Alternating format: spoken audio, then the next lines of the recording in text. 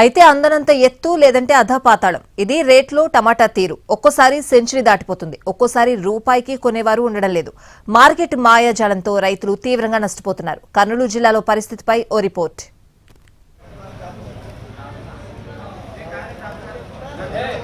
రెండు వారాల క్రితం వరకు భగ్గుమన్న టమాటా ధర ఇప్పుడు నేల చూపులు చూస్తోంది. కర్నూలు జిల్లా పత్తికొండలో కిలో రూపాయి పావలా కూడా పలకడం లేదు. 25 కిలోలు ఉన్న బాక్సు 30 నుంచి 40 రూపాయల లోపే రేటు పలుకుతోంది. పోనీ పంట ఎక్కువగా రావడం వల్ల రేటు తగ్గిందా అంటే అది లేదు. రేపో మాపో మార్కెట్ కూడా మూసివేయాల్సి వస్తోంది. అయినా రేటు రావడం లేదు. కష్టపడి పంట మార్కెట్కు తెస్తే కోత, కూలీ, రవాణా ఖర్చులు కూడా రావడం లేదని రైతులు కన్నీళ్లు పెట్టుకుంటున్నారు.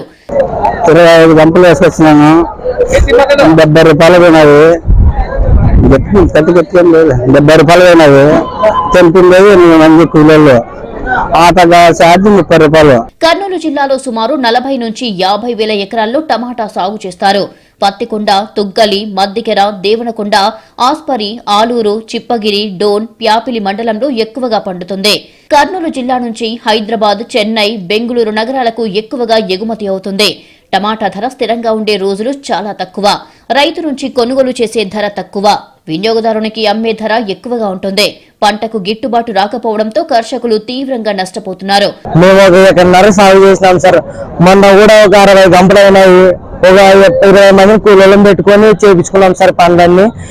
మేము మా పరిస్థితులు బాగలేక మేము కాలేజీ కూడా వదిలిపెట్టేసి మేము పొలం పనే చేసుకుంటున్నాము.